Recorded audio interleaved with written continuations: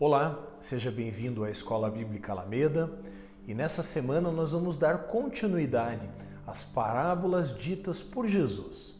Na semana passada falamos a respeito da parábola do semeador e na aula de hoje falaremos a respeito da parábola do joio e do trigo. E esse texto ele está registrado lá no Evangelho de Mateus, no capítulo 13, entre os versículos 24 e 30.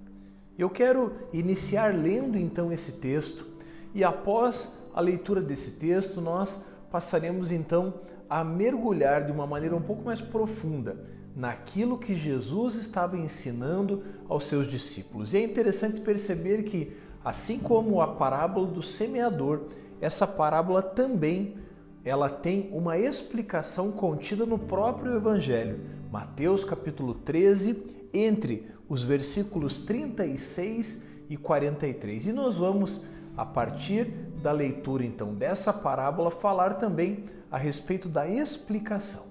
Eu quero começar então lendo aquilo que está escrito em Mateus 13, a partir do versículo 24. Diz assim a palavra do Senhor. Jesus apresentou-lhes outra parábola, dizendo: O reino do céu é semelhante ao homem que semeou boa semente em seu campo. Mas enquanto os homens dormiam, seu inimigo veio, semeou joio no meio do trigo e retirou-se. Assim, quando o trigo começou a dar espigas, apareceu também o joio. Então, os servos do proprietário chegaram e lhe disseram: Senhor, não semeaste boa semente em teu campo? De onde vem o joio? E ele lhes respondeu: Algum inimigo fez isso. E os servos lhe disseram: Queres então que o arranquemos? Mas ele disse: Não, para que, ao tirar o joio, não arranqueis com ele também o trigo. Deixai ambos crescerem juntos até a colheita. Na época da colheita, direi aos que fazem a colheita: Ajuntai primeiro o joio e atai-o em feixes para queimá-lo. E o trigo, porém, recolhei-o no meu celeiro. Pois bem, meu irmão, minha irmã, nesse texto que lemos aqui, o versículo 24 começa dizendo: Jesus apresentou-lhes outra parábola. Ou seja, Jesus vinha numa série de parábolas, numa série de ensinamentos para os seus discípulos. E que outra parábola é essa? É justamente a parábola que falamos na semana passada, que é a parábola do semeador. Então, na sequência dessa parábola, Jesus continua usando o mesmo contexto de agricultura, as mesmas figuras de alguém que semeia, de alguém que lança a semente e também falando de uma colheita. Porém, aqui nós vamos entender que há algumas diferenças entre as figuras usadas por Jesus. O fato é que Jesus vem contando uma outra parábola. E Jesus, então, após falar da parábola do semeador, ele conta a parábola do joio e do trigo. E Jesus começa, então, no versículo 24, dizendo que o reino do céu é semelhante ao homem que semeou boa semente em seu campo. E aqui nós temos, então, a figura desse semeador, o próprio Deus, que lança sementes, boas sementes em um campo. E no versículo 25, Jesus continua dizendo que, enquanto aqueles homens dormiam, o seu inimigo veio, semeou o joio no meio do trigo e se retirou. E aqui nós percebemos também que, à noite, enquanto aqueles agricultores dormiam, seu inimigo veio. E aqui, obviamente que o inimigo se refere a Satanás. Então, Satanás vem e semeia joio no meio do trigo. E aqui eu quero abrir um parênteses para chamar a atenção para a questão do joio e do trigo. É interessante perceber que o joio é uma praga, uma erva daninha. E essa praga, então, ela cresce junto com o trigo e a semelhança entre essas duas plantas é muito grande. Tanto é que a Bíblia vai dizer que quando o trigo cresceu, lá no versículo 26, ou seja, isso dá a entender e olhando para a morfologia de uma planta e de outra, nós percebemos que essas plantas são muito semelhantes e as suas diferenças, elas vão ficar mais evidentes na hora de produzir os seus frutos. Ou seja, aqui eu e você conseguimos entender uma aplicação física direta das duas plantas, uma planta de uma espécie e outra de outra, que, embora muito semelhantes, produzem frutos diferentes. E a aplicação espiritual que aprendemos aqui é que, de fato, embora essas plantas tenham semelhanças, os seus frutos são muito distintos. E é interessante perceber que, se por um lado o trigo produz o grão, aquilo que utilizamos, por exemplo, na produção do pão. Se por um lado o trigo é algo muito útil, o joio produz uma semente ou produz um fruto inútil. E não apenas inútil, mas também venenoso.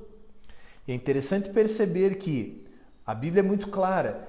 Quando o trigo cresceu e começou a dar espigas, apareceu também o joio, porque até então uma planta muito semelhante com a outra passou ali como que despercebido entre o trigo. Porém, na hora dos frutos, na hora de produzir fruto, a diferença apareceu.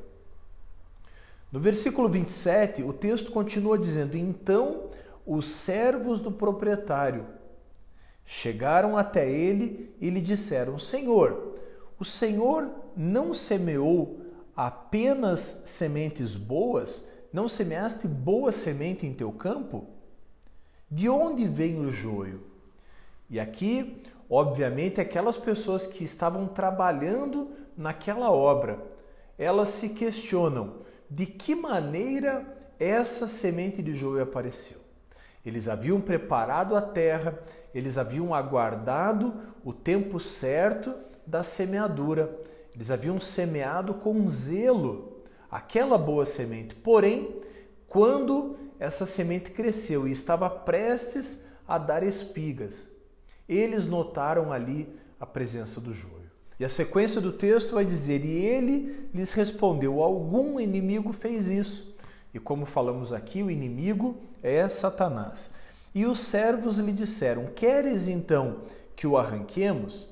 Porque aqui conseguimos entender que, se estamos enxergando o trigo juntamente com o joio e entendendo que o joio é uma erva daninha, é uma planta que produz frutos tóxicos, o mais coerente seria arrancar aquilo. De imediato pensaríamos em arrancar. Porém, o texto vai dizer, lá no versículo 29, mas ele disse: não, para que ao tirar o joio não arranqueis com ele também o trigo. Aqui uma lição de sabedoria. Aquele senhor entendia que, se naquele momento fosse tirado o joio, muitos pés de trigo ali também se perderiam. E na sabedoria dele, na sabedoria daquele senhor, que obviamente representa Deus, ele disse: deixe que ambos cresçam até a colheita. É isso que está escrito lá no versículo 30. E ele diz mais: na época da colheita, direi aos que fazem a colheita: ajuntai primeiro o joio e atai-o em feixes para queimá-lo. E o trigo, porém, recolhei-o no meu celeiro. Aqui, meu irmão, minha irmã, nós temos uma aplicação muito importante. Aquelas plantas cresceram juntas, aquelas plantas no momento da colheita foram arrancadas de forma separada. O joio primeiro para ser queimado e o trigo para ser armazenado no celeiro. Aqui nós temos a figura desse fogo que vai consumir o joio como o juízo final, como o lago de fogo e enxofre, como o juízo final. E se por um lado o destino do joio era o fogo, e aqui entendemos uma figura, numa questão figurada, o fogo eterno, nós temos por outro lado o trigo, a planta boa, aquela que produziu bons frutos. ela sendo recolhida e armazenada no celeiro, ou seja, armazenada, guardada pelo próprio Deus. Pois bem, nós lemos então esses primeiros 7 versículos.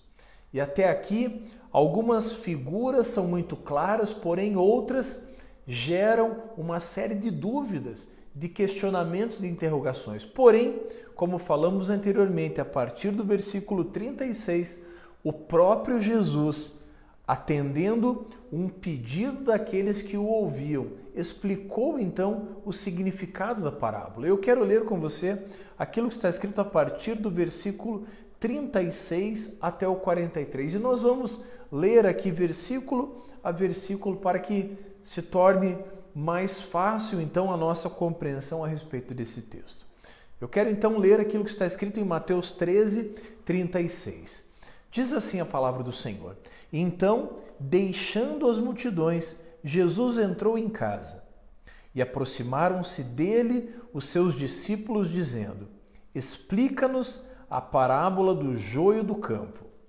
Aqui, como falamos anteriormente, os discípulos, então, buscando entender um pouco mais a respeito daquilo que Jesus estava ensinando, perguntam para Jesus, então, qual é o significado.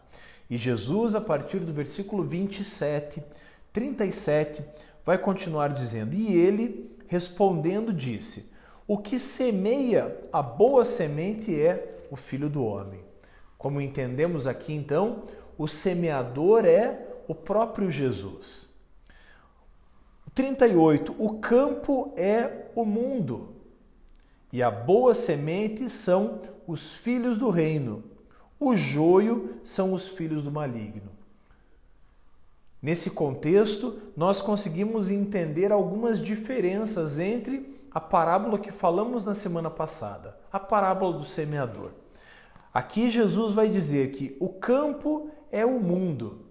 E aqui nós podemos entender tanto o mundo de um modo geral, quanto a própria igreja. E aí ele vai dizer que a boa semente são os filhos do reino. Se por um lado, na parábola do semeador, nós aprendemos que a semente era a palavra de Deus, o evangelho, aqui nós entendemos que essa semente ela frutificou e aqui ela é justamente o fruto da palavra que havia sido semeada. Ou seja, os próprios filhos do reino, aqueles que ouviram e receberam a boa palavra. E o joio, como falamos anteriormente, são os filhos do maligno, ou seja, fruto das sementes plantadas pelo maligno. E no versículo 39 o texto continua dizendo: o inimigo que semeou é o diabo. Ou seja, o diabo semeou as inverdades ou as mentiras dele no meio daquele campo.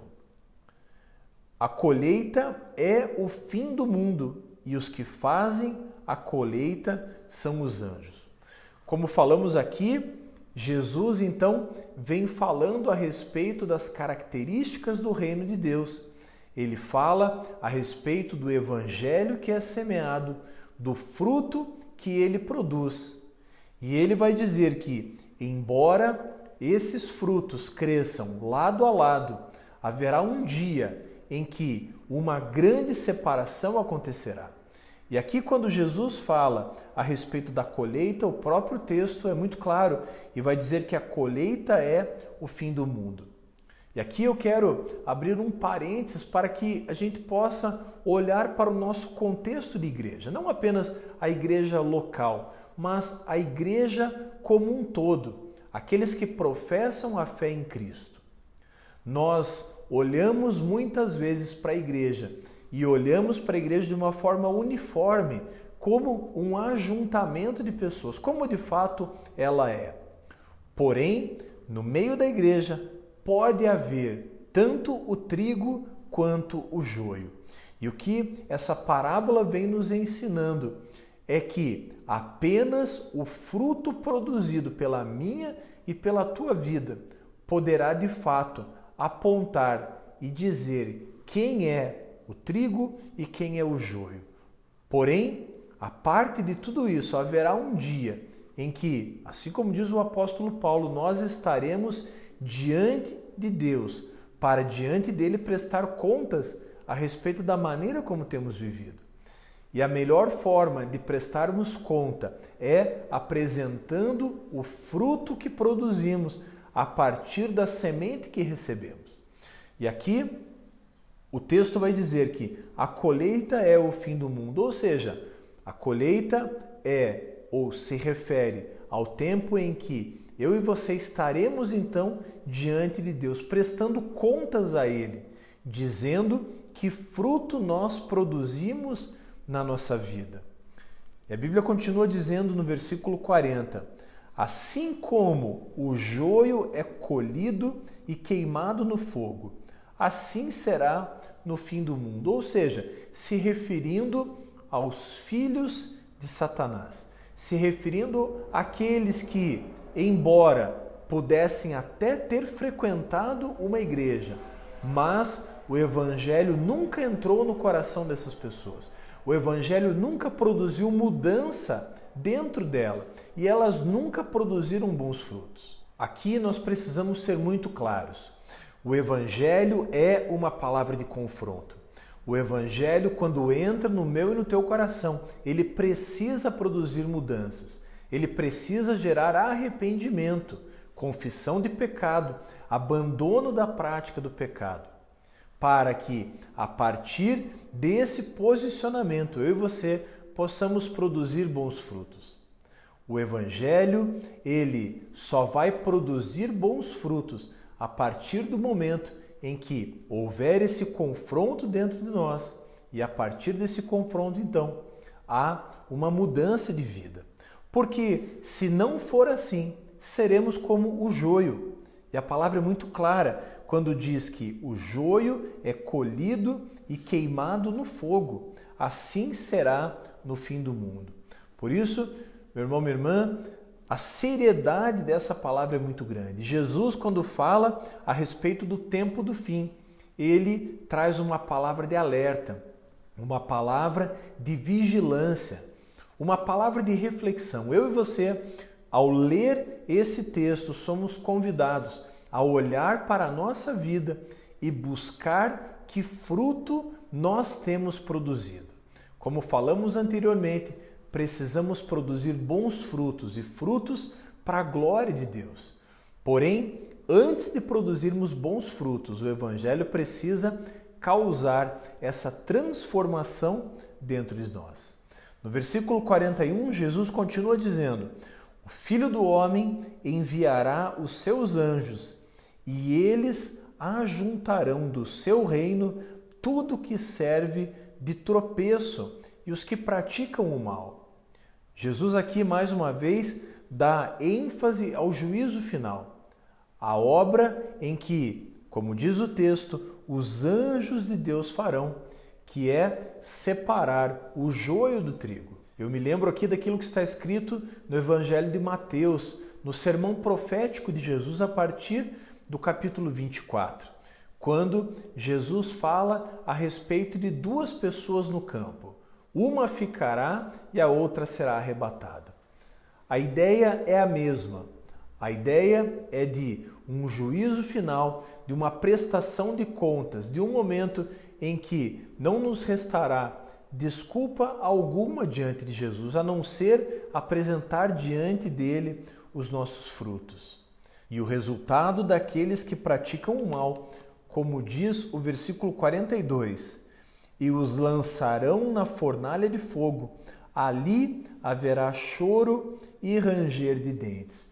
Jesus, obviamente, fala a respeito do juízo final, da perdição final. E no último versículo desse texto, no 43, Jesus faz um contraponto com a perdição eterna. E ele vai dizer no 43, e então os justos resplandecerão como o sol no reino de seu Pai. Jesus aqui diz que, se por um lado haverá uma perdição total, a condenação ao inferno, haverá sim um tempo eterno de refrigério, de alívio, de paz, de alegria, uma alegria eterna na presença de Deus. E Jesus termina dizendo: quem tem ouvidos, ouça. E essa palavra precisa encontrar no meu e no teu coração uma boa terra. Quem tem ouvidos, ouça. Se hoje eu e você estamos ouvindo essa palavra, ela precisa gerar transformação.